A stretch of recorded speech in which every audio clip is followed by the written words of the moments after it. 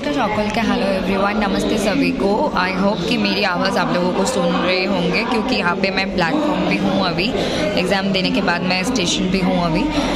तो exam paper कैसा रहा और उससे रिलेटेड बातें करूँगी यहाँ पे बंगाली एंड हिंदी लैंग्वेज, दोनों लैंग्वेज में।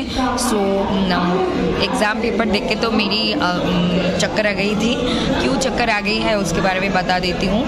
मतलब कि यही है कि exam paper one and paper one there are 2 sections in paper one. एक है कि general aptitude, another one section B1। आप लोगों ने अगर मेरी वीडियो बंगाली लैंग्वेज में थे पहले वाली वीडियो, सबसे पहले वाली वीडियो जहाँ पे मैंने डिटेल में डिस्कस की थी, तो उस सेक्शन से ऐसे मैथ्स आए, ऐसे इमेज के साथ, पिक्चर के साथ क्वेश्चंस पूछे गए कि मेरी तो चक्कर आने लग गए। और कुछ फ्रैक्शन टाइप आंसर थे, वो मुझे याद नहीं, वो इजी टाइप थे लेकिन मुझे याद नहीं थे। मतलब कि क्यों याद नहीं थे? क्योंकि वो डिवीजन, मल्टीप्लिकेशन एंड सब एडिशन एंड सब्ट्रैक्शन, ये जो मतलब जब जैसे हम हैमलेट, ओथिलो, मैकबेथ, किंग लियर के क्रोनोलॉजी याद रखते हैं, ऐसे ही हमें ये एक निमोनिक थे, वो मुझे याद नहीं थे। तो वो मैथ्स मैंने नहीं अटेम्प्ट की क्योंकि वो मुझे पता थी, लेकिन because of lack of revision, because मैंने रिविजन नहीं की थी, इसीलिए मैं वो क्वेश्चन नहीं कर पाई थी ठीक से। और बहुत सारे क्वेश्चंस थे ऐसे, जैसे कि स्टेट एग्ज़ाम में हम देखते हैं, WB set and other state level के सेट एग्ज़ाम में भी देखते हैं ट्रायंगल सर्कल एंड वो जो होते हैं अंदर numbers are there and you have to calculate and you have to identify the right answer from this question.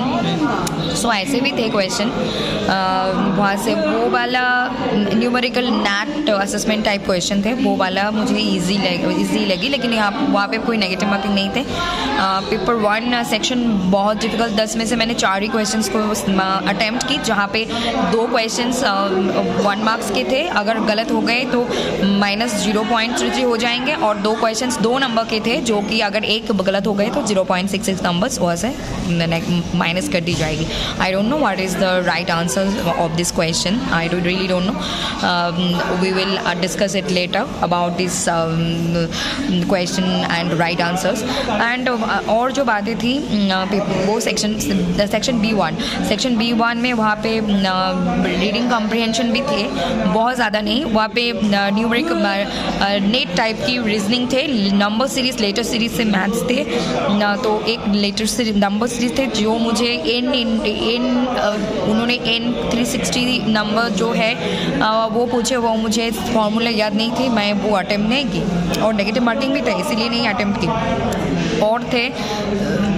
और थे रीजनिंग जो मतलब अगर हम चिल्ड्रन को ऐसे लिखते हैं तो ऐसे लाइक लैंग्वेज को कैसे लिखेंगे, कुछ ऐसे थे लैंग्वेज को, वो वाला इजी थे, 2 मार्क्स या फिर 1 मार्क्स के थे। This one is easy if you know the reasoning of NTUG Senate, then you can able to do this question and you will get the right answer। वो वाला भी थे।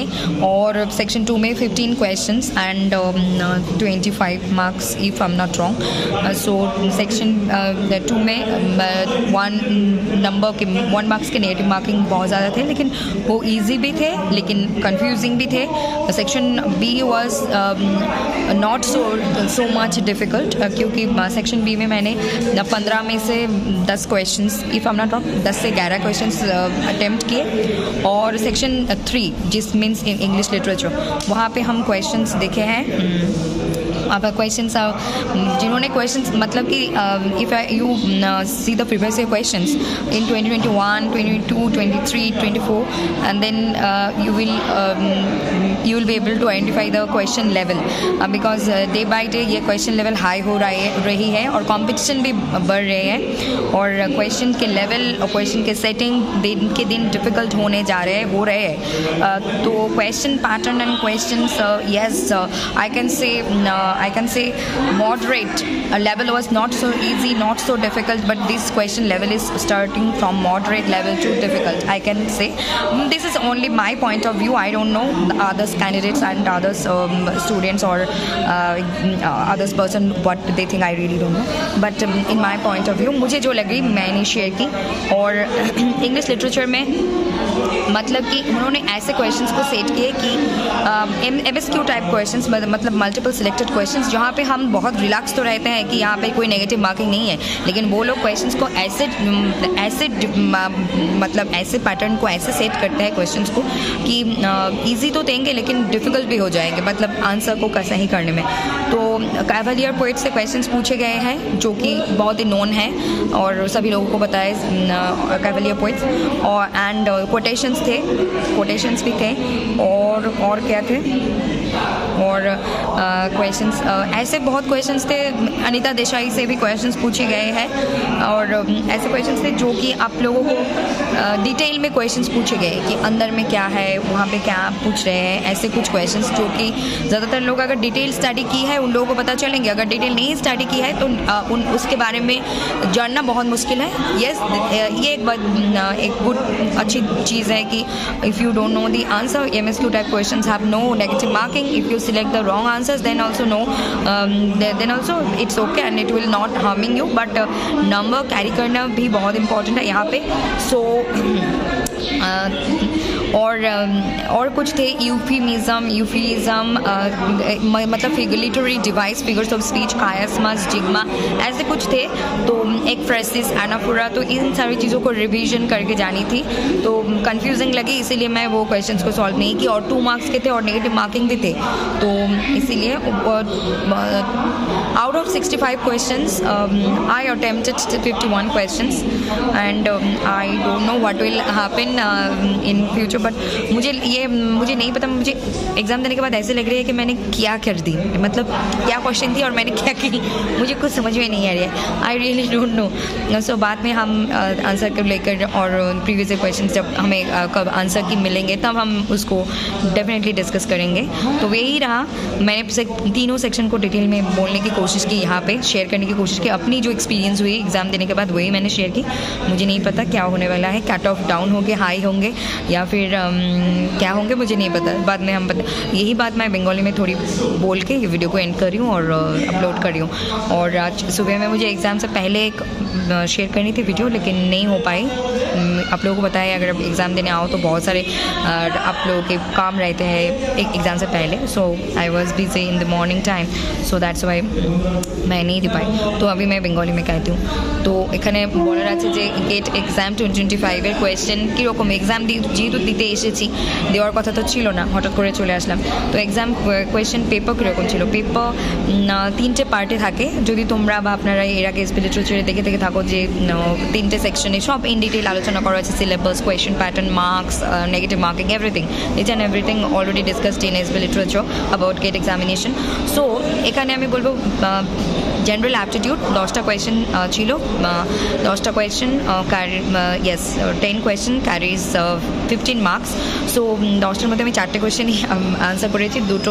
1 নম্বরের 2টো নেগেটিভ মার্কিং ছিল আর 2 নম্বরের 2টো আমি জানি না কী হবে ঠিক ভুল, কিন্তু খুব ডিফিকাল্ট ছিল. মানে আর কতগুলো মানে আমরা দাদাগিরিতে যেরকম আর কি গুগলি দেখি সেই গুগলি টাইপেরও কয়েকটা অঙ্ক ছিল. সিটিং অ্যারেঞ্জমেন্ট, যেটা চট করে ধরা খুবই মানে মনে হবে ভুল ভুলাইয়া, এরকম টাইপের আমি বেশ কয়েকটা অঙ্ক পেয়েছি. মানে অঙ্ক না, মানে ওই সিটিং অ্যারেঞ্জমেন্ট, তারপর ম্যাথস এবং একটু ইন্টারেস্টিংভাবে বলছে, প্রশ্ন করছে. তো 3টে কোয়েশ্চেন এরকম তো পেয়েছি, গুগলির মতো মনে হচ্ছে, মানে ঘুরে মানে মাথা গুলিয়ে যাচ্ছে এরকম ছিল.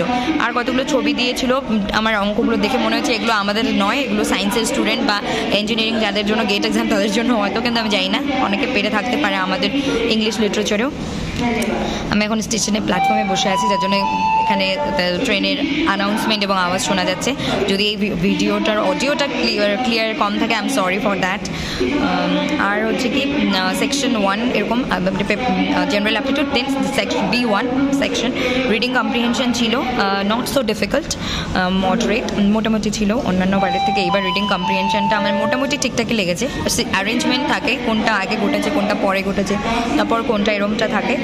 আর রিজনিং ছিল নেটের মতোই, ইউজিসি নেটের মতোই, লেটার সিরিজ, নাম্বার সিরিজ, এরকম রিজনিং ছিল যেটা পারার মতো। আর এরকম তারপর নাম্বার সিরিজটা আমি অ্যাটেম্প্ট করিনি কারণ আমার কনফিউজিং লেগেছিলো। এবং সেকশন 3-তে ইংলিশ লিটারেচারের যদি কথা বলি, ওখানে টোটাল 39 কোয়েশ্চেন্স আর 65 মার্কস।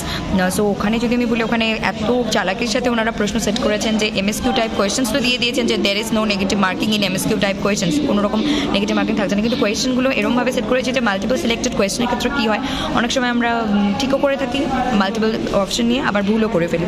তো সেক্ষেত্রে ওখানে কাভালিয়ার পোয়েট একটা জানার বিষয় ছিল, অনিতা দেসাই থেকে প্রশ্ন এসেছে এবং কোটেশন থেকে প্রশ্ন এসেছে, এবং ইন ডিটেল স্টাডি মানে যারা ইনডেপথ কিছু টেক্সটের ইনডেপথ স্টাডি চেয়েছে, মানে বিষয় চেয়েছে, যারা স্টাডি করেনি তাদের পক্ষে সেই উত্তরটা সলভ করা কিন্তু ভীষণ ডিফিকাল্ট হয়ে দাঁড়াবে যদি ডিটেল পড়া থাকে। So that was so easy for them if they already read ইট।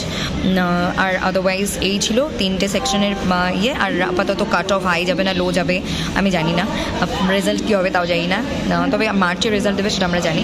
আশা কি এলে আমরা ডিসকাস করবো প্রশ্নপত্র নিয়ে। কিন্তু আমি যেটা বলবো খুব ব্যক্তিগতভাবে 2021, 22, 23, 24 প্রিভিয়াস ইয়ার কোয়েশ্চেন যদি আমরা দেখি, সেই তুলনায় ডে বাই ডে কোয়েশ্চেনের মান, কোয়েশ্চেনের ধাঁচ, কোয়েশ্চেনের প্যাটার্ন কিন্তু হাই লেভেলে যাচ্ছে, মানে কম্পিটিশনও বেড়ে যাচ্ছে। তার সাথে কম্পিটিশন বাড়ার সাথে সাথে কোয়েশ্চেনের প্যাটার্ন আর কোয়েশ্চেনও ডিফিকাল্টির দিকে কিন্তু যাচ্ছে, আমরা যেটা দেখতে পাচ্ছি। তো 3টে সেকশনেই, নট অনলি যে নিজের সাবজেক্ট, 3টে সেকশনেই ডিফিকাল্টি লেভেল আমি দেখেছি একটু হলেও হাই। বাকিদের কি মতামত, যারা পরীক্ষা দিয়েছে, যারা হয়তো খুব ভালো প্রিপারেশন নিয়েছে তারা বলতে পারবে তাদের হয়তো ভালো হয়েছে, কিন্তু আমি জানি না। কিন্তু আমি বলতে পারি যে কোয়েশ্চেন প্যাটার্ন কিন্তু না ইজি না ডিফিকাল্ট, এটা আমি মডারেট বলবো, moderate two difficult, not it question level was not easy to moderate, it is moderate two difficult in my point of view. আমার দৃষ্টিভঙ্গিতে কিন্তু এটাই। বাদ বাকি যারা পরীক্ষা দিয়েছেন বা দিয়েছে তারা বলতে পারবেন, ওভারঅল সবার কথা মিলেই তো বিচার হবে, একজনের কথা হবে না। তো এই হলো আমার অ্যানালিসিস এক্সাম সম্পর্কে। এবং আমি বলবো যে আমার তো পরীক্ষা দেওয়ার কথা ছিল না, এবং লাস্ট 1-1.5 মাস আমি বই খুলেও দেখতে পারিনি পরিস্থিতির জন্য। তারপর এক্সামটা দিতে এসেছি, হ্যাঁ দিলাম, ভালোই হলো, এক্সামটা দিলাম, বাকিটা তো সময়ই বলবে। আর যাই হবে, যা সত্য সেটাই তো এসবি লিটারেচার তোমাদের বা আপনাদের সাথে শেয়ার করবে।